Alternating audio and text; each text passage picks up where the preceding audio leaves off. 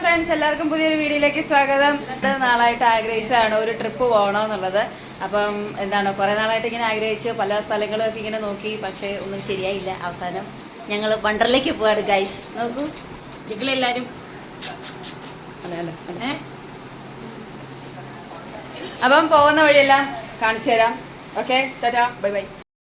Guys, ഞങ്ങളുടെ വണ്ടി വന്നു ഗൈസ്.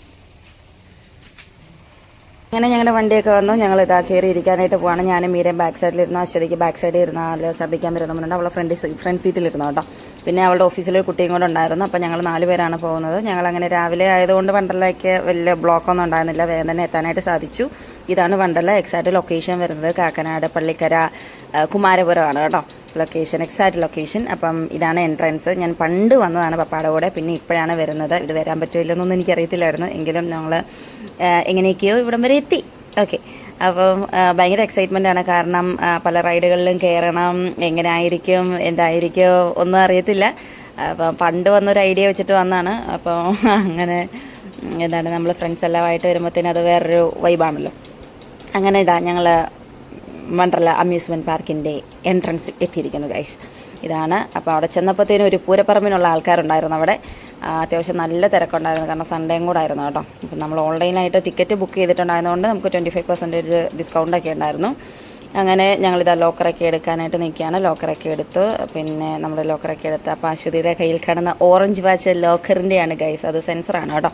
അപ്പോൾ നമ്മളെ വെൽക്കം ചെയ്യാനായിട്ട് ഇതാ മിക്കി മൗസും കൂട്ടരൊക്കെ അവിടെ നിൽപ്പുണ്ടായിരുന്നു. മിക്കി മൗസൊക്കെ നമ്മളെ വെൽക്കം ചെയ്തു. നമ്മളങ്ങനെ ഡ്രസ്സിങ് റൂമിലേക്ക് പോവാണ്. ഡ്രസ്സിങ് റൂമിൽ ഡ്രസ്സൊക്കെ ചേഞ്ച് ചെയ്തു.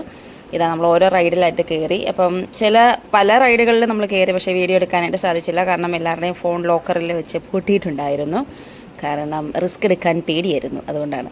എങ്ങാനും ഫോൺ പോയാൽ തീർന്നില്ലേ, അതുകൊണ്ട് നമ്മൾ ഫോണൊന്നും എടുത്തില്ല. അപ്പം അശ്വതിയുടെ ഓഫീസിലെ കുട്ടി ശിഖ, അവൾ ഫോൺ എടുത്തിട്ടുണ്ടായിരുന്നു. അപ്പോൾ അവൾ കുറച്ച് വീഡിയോസൊക്കെ എടുത്തിട്ടുണ്ടായിരുന്നു കേട്ടോ. അതാണിത്. വലിയ ക്ലാരിറ്റി ഒന്നുമില്ല, അതുകൊണ്ട് എല്ലാവരും ക്ഷമിക്കുക. ഇനിയും ഏതൊരു അവസരത്തിൽ വണ്ടർലയിൽ പോവുകയാണെന്നുണ്ടെങ്കിൽ നല്ല രീതിയിലുള്ള വീഡിയോ എടുത്ത് അപ്ലോഡ് ചെയ്യുന്നതായിരിക്കും കേട്ടോ.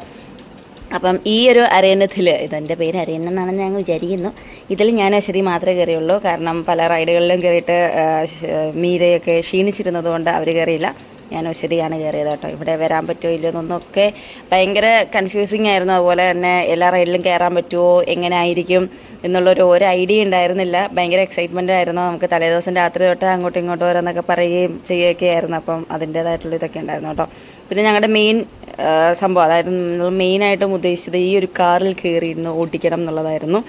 അപ്പം ഈ കാറിനകത്താണ് നമുക്ക് ലൈസൻസ് ഒന്നും വേണ്ടല്ലോ, അങ്ങനെ ഓടിക്കാമല്ലോ. അതുകൊണ്ട് ധൈര്യമായിട്ട് ഞങ്ങൾ രണ്ട് പേര്, അതായത് അശ്വതിയും ഞാനും ഒരു കാറിലും മീരയും ശിഖയും വേറൊരു കാറിലുമാണ്. ഇതാ കണ്ടില്ലേ.